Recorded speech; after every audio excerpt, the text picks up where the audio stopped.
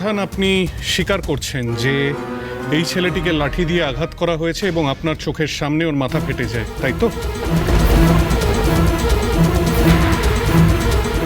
বৌদিমা একবার না বললে কেসটা ঘুরিয়ে দিতে 2 মিনিট লাগতো, কিন্তু এখানে একটা সই করে দিন মাঠান।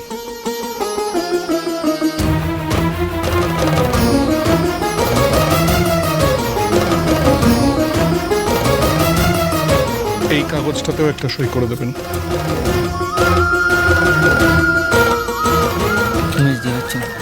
আগে সবটা হোক, তারপর। এটা পুরোপুরি অ্যাটেম্প্ট টু মার্ডার কেস। এর জন্য যতক্ষণ না কেসটা কোর্টে উঠছে ততক্ষণ আপনাকে পুলিশ কাস্টাডিতে থাকতে হবে। মানে আপনাদের 3 জনকেই পুলিশ কাস্টাডিতে থাকতে হবে। পুলিশ কাস্টাডি মানে কি? বৌদিমা লকআপে থাকবে নাকি? মানেটা কি?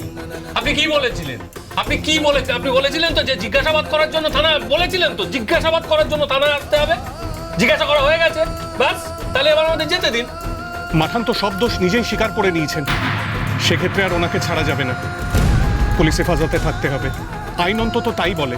তাই আপাতত এখন আপনাদের 3 জনকেই লকআপে থাকতে হবে। কি? বৌদিমাকেও? 3 জনের নামেই তো কেস, আলাদা করে কারোর জন্য কোনো ব্যবস্থা করার তো উপায় নেই। এবার কিন্তু বাড়াবাড়ি হয়ে যাচ্ছে অফিসার। বিজয় মাঠান লকআপে থাকবে, আমরা 2 জন লকআপে থাকবো। দাঁড়া, কথা বলতে দে। শুনুন, কেসটা যেদিন কোর্টে উঠবে সেদিন গেলেই তো হয়। বল। নাকি আপনার মনে হচ্ছে ভয় পেয়ে আমরা পালিয়ে যাবো? কোনটা? আমার মনে হওয়া না মনে হওয়া দিয়ে কিছু আসে যায় না মন্টু বাবু। বিজয় মাঠান নিজেই এসেছেন, নিজেই দোষ স্বীকার করেছেন। এখন যা হবে সেটা আইন মাফিকই হবে। আমার হাত পা বাঁধা। কি হাত পা বাঁধা? ওদের কথা শুনতে হবে না, আপনি আপনার মতো করে আইন মাফিক কাজ করুন। বলুন কোথায় যেতে হবে। বৌদিমা, আমার কথাটা শোনো। বৌদিমা, তোমাকে লকআপে আমি যেতে দেবো না। বৌদিমা আমাকে ওনার সঙ্গে কথা বলতে দাও। কোন দিকে যাব পথ দেখান। বৌদিমা শোনো। বৌদিমা কি জেদ করো না। বৌদিমা তুমি লকআপে থাক। আরে কথা বৌদিমা।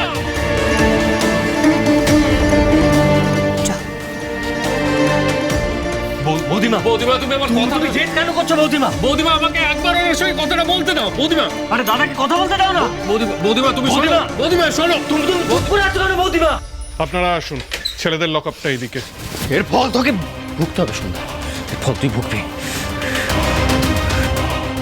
জানি আমরা চাষি, বড় লোক নই। 2 গোটা দিন চাষ না করে কেটে গেল।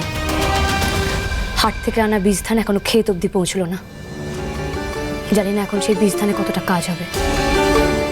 ঠিকই তো, ফল তো আমাকেই ভুগতে হবে। আপনারা প্লিজ আসুন।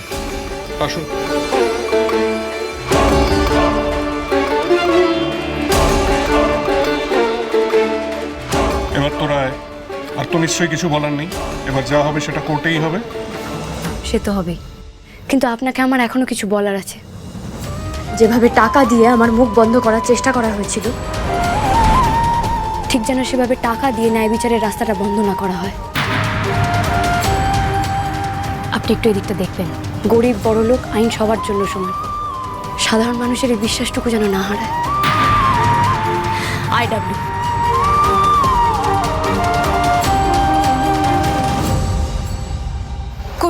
কৌশিক শোন না, আমাকে একটা কথা বল না। গালে কাটা দাগ, একটু লম্বা আর ফর্সা, এরকম কাউকে তুই চিনিস? হঠাৎ এমন কারো খোঁজ করছিস কেন রে? ও, তোর মাথার উপর আকাশ কি উদা হয়ে গেল নাকি? তোর মেজদি কি কেউ কাছি করে দিয়েছে? তার জন্য তুই নতুন কাউকে ট্রাই মারবি নাকি? এর মধ্যে বেশ দিকে কেন চড়ছিস তুই? মাথা ঠান্ডা রাখতে হবে। শোন না, অন্য কথা রাখ। আমি তোকে যেটা জিজ্ঞেস করছি সেটা বল না প্লিজ। আকাশকে পেলি তুই আমার থ্রু দিয়ে, এখন একটা অন্য ছেলের ব্যাপারে জিজ্ঞেস করছিস, তখন আমায় ফোন করে। দেখ কৌশিক, তুই তো ইউনিয়ন করিস, কলেজের প্রায় সব ছেলেকেই তো চিনিস। আমি সেই জন্যই তোকে ফোন করেছি। আর সেদিন আমি ছেলেটিকে ক্যান্টিনে দেখেছিলাম আরও কিছু ছেলের সঙ্গে, কিন্তু কোন ডিপার্টমেন্টে পড়ে সেটা আমি জানি না। আর সেটা জানার জন্যই আমি তোকে ফোনটা করেছি। কৌশিক প্লিজ চুপ করে থাকিস না, প্লিজ বল না। আকাশের শোন, আকাশের ব্যাপারে কিছু শোনার আমার সময় নেই। বেশ, তুই তাহলে ছেলেটার ব্যাপারেই বল। তুই কি চিনতে পেরেছিস? শোন, তুই যেরকম একটা ডেসক্রিপশন দিলি না, সেরকম একটি ছেলে আমাদের কলেজে আসে, বাট আমাদের কলেজের স্টুডেন্ট নয়, আউটসাইডার। আমাদের কেমিস্ট্রি ডিপার্টমেন্টের দুটো ছেলে, ওর বন্ধু, ওর নাম পরঞ্জয়। পেল্লা একটা গাড়ি নিয়ে ঘোরে, দেখলেই বোঝা যায় বড়লোক বাবার বখাটে ছেলে। ওই আমাদের কলেজে যে ক্যাফেটা আছে না, সুপার ডিলাক্স, ওখানে মাঝে মাঝে ওদেরকে আমি আড্ডা মারতে দেখেছি। আর কিছু মানে ওরা বাকিটা নিজে জেনে নে। তারপর দেখ একে আবার তোর মেজদির পছন্দ হয় কিনা। অবশ্য এই ব্যাপারে পছন্দ হতেই পারে, হাজার হোক শহরে বড় লোকের ছেলে, আফটার কলকাতায় থাকতে তো পারি।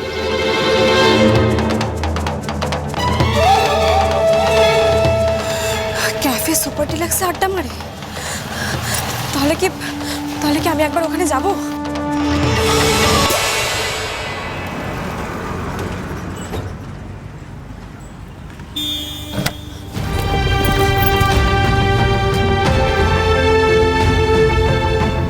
দাদা আপনি একটু অপেক্ষা করুন, আমি আসছি। আমি সরি রে মেস্তি, ট্যাক্সি চড়া, ওয়েটিংয়ে রাখা, সব মিলিয়ে তোর কষ্টের অনেকগুলো টাকা খরচ হয়ে যাবে, কিন্তু আমার যার কোনো উপায় নেই। আকাশকে যে করেই হোক খুঁজে বের করতেই হবে। আমার মন বলছে ওই ছেলেগুলোই ওর কিছু একটা করেছে। আমাকে তুই সাহস দে মেস্তি।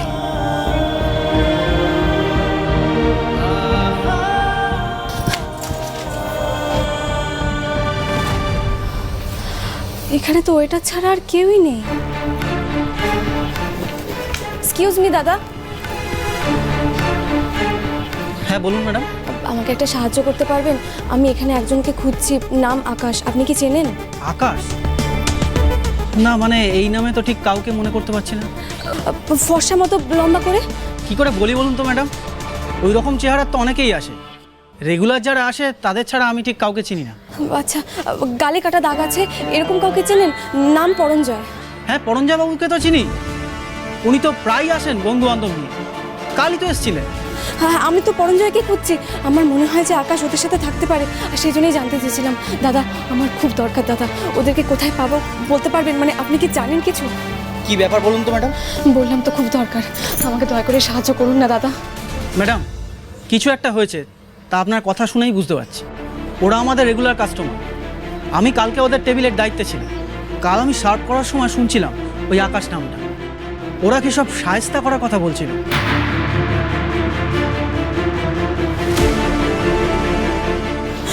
আর কিছু শুনেছেন আপনি? না ম্যাডাম, আর তো কিছু শুনিনি। তার মানে আমি যা সন্দেহ করেছিলাম তাই হয়েছে। আচ্ছা ওদের কিভাবে পাবো আপনি বলতে পারেন? আচ্ছা ওদের গাড়ির নাম্বার বলতে পারবেন? আমি তো শুনেছি যে ওরা গাড়ি করে ঘোরে। জানি ম্যাডাম, পরঞ্জয় বাবুর গাড়ির নাম্বার তো বাংলায় লেখা, সেই কারণে আমার মনে আছে। তাহলে একটু বলুন না দাদা, গাড়ির নাম্বারটা বলুন না। 4400। 4400 নাকি 8800? হতে পারে ইংরেজি 8, যাকে বাংলায় ভাবছে এই লোকটা। যাই হোক, নম্বর তো পাওয়া গেল, দরকার হলে দুটো নম্বর দিয়েই খুঁজতে হবে। থ্যাংক ইউ দাদা।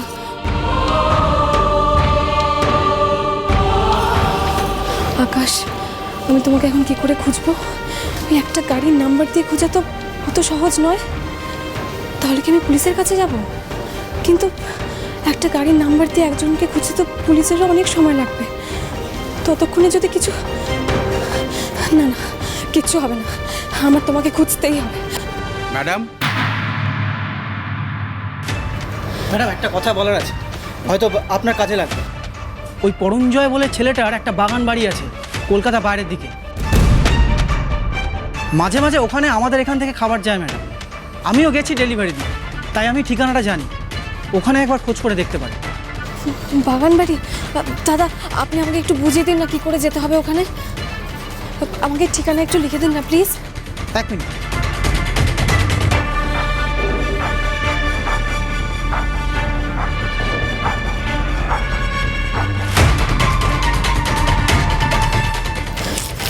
থ্যাংক ইউ দাদা, থ্যাংক ইউ।